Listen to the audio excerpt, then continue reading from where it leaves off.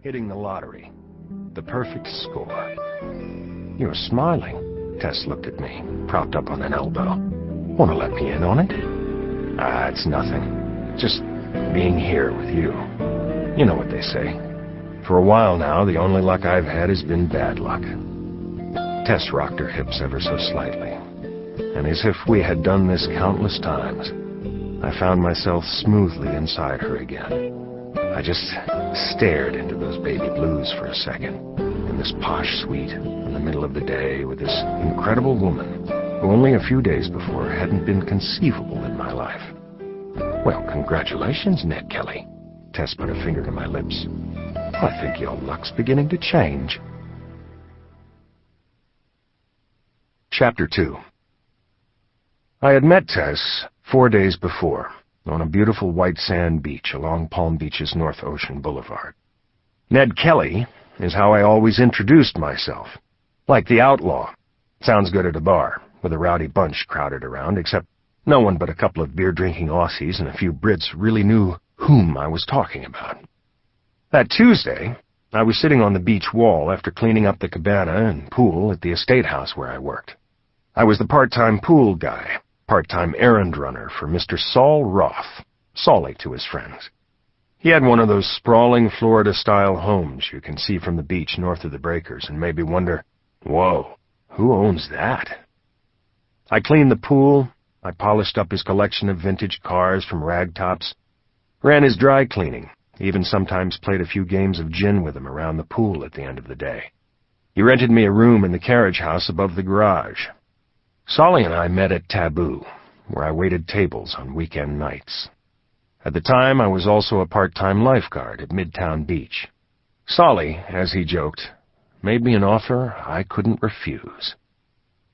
Once upon a time, I went to college, tried real life, even taught school for a while back up north until that fell apart. It would probably shock my pals here that I was once halfway to a master's in social education at BU. A master's in what? They'd probably go. Beach management? So I was sitting on the beach wall that beautiful day. I shot a wave to Miriam, who lived in the large Mediterranean next door, who was walking her Yorkies, Nicholas and Alexandria, on the beach. A couple of kids were surfing about 100 yards offshore, and I was thinking I'd do a run-swim-run. Jog about a mile up the beach, swim back, then run hard, up and back, all the while watching the ocean.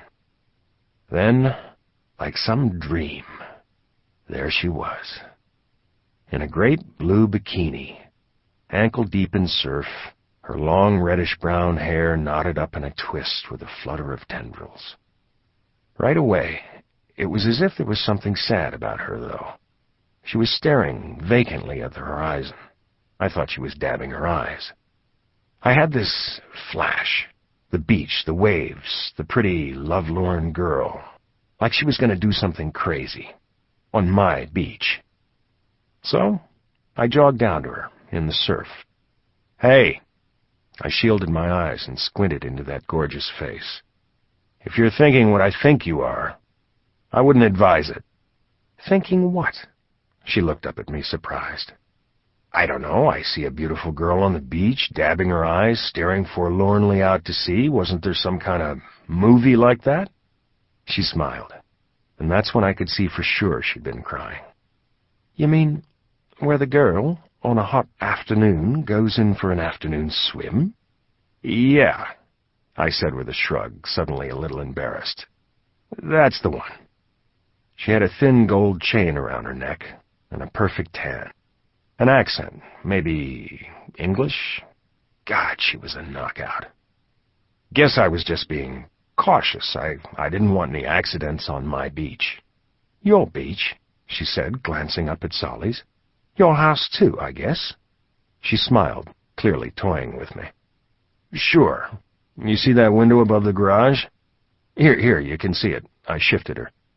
Through the palms, if you lean this way. And like an answer to my prayers, I got her to laugh. Ned Kelly, I stuck out my hand. Ned Kelly? Like the outlaw? I did a double-take. No one had ever said that to me. I just stood there with a dumbass, starstruck grin. Don't think I even let go of her hand. Sydney, New South Wales, she said, displaying her Aussie strine, her accent. Boston, I grinned back. And that was how it started. We chatted a little more about how she'd been living there for a couple of months and how she'd take long walks on the beach. She said she might come back this way the next day, and I said there was a chance I might be there too. As I watched her walk away, I figured she was probably laughing at me behind those $400 Chanel sunglasses. By the way, she said, suddenly turning, there was a movie, Humoresque, with Joan Crawford. You should check it out.